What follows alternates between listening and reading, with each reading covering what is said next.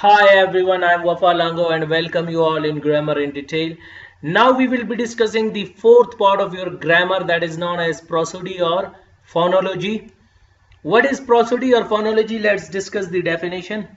Here we deal with the pronunciation of words. Keep in your mind in prosody or phonology you deal with the pronunciation of the words. Before starting the lecture, let me clear some of the confusions up from the students. They mostly ask me. I've been teaching for 14 years. I have been asked by the students two questions a lot. Number one, sir, why don't we understand while listening to the British or the American people while listening to the BBC or CNN? you know and second question they ask, sir, which language we are speaking, the British or the American? I have a very simple reply, sorry to say. I say you are neither learning British nor the American. Why? You know, if you are a Baloch, you are speaking Balochi English. If you are Biroi, you are learning Biroi English. If you are Pashtun, you are learning Pashto English. If you are a Sindhi, you are learning Sindhi English. And if you are a Punjabi, you are learning definitely a Punjabi English. Why? Because what is the main reason why we are not getting the British or the American? Because we try to pronounce the words by the alphabets, but we have never focused on the sounds, that they are actually pronounced by the sounds. This chart, if you focus on, definitely then you will be learning the British or American. But if you follow the spellings, the alphabets, definitely then you are learning your own local English. In the same way, in English, keep in your mind one note I've written. Vowel alphabets are, keep in your mind, 5. The sounds are how many? 20. In the same way, consonant alphabets are how many? 20, but the sounds are 24. So you can say that the alphabets are 26, but keep in your mind the sounds are how many? 44. So you need to focus on the sounds, not on the alphabets. Now see, A, E, I, O, U, these are the 5 the alphabets, but they have got sounds. Like in English, they are divided into 3 kinds. Vowels are divided into 3 kinds. We say short vowel, long vowel, diphthong or double vowel. Short vowels are some 7, and they are some 5, and they are some 8. So total, keep in your mind, there are how many? 20.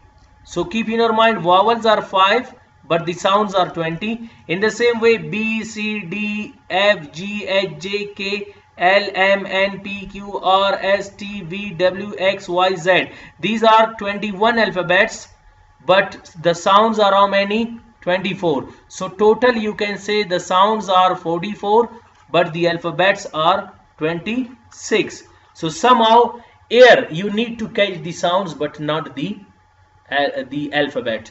Now I'll give you, I'll not go in the depth as we started prosody or phonology. I'll teach you, but here you need to little bit get what I'm actually saying about prosody or phonology.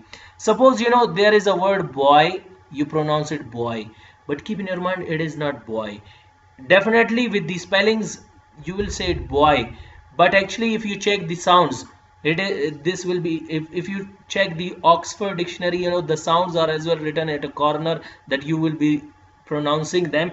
The boy is taken from these sounds. Ba is taken from voice consonant ba, and o is taken from this sound, the diphthong or double vowel oi. If you check the dictionary, it will be like this, boy.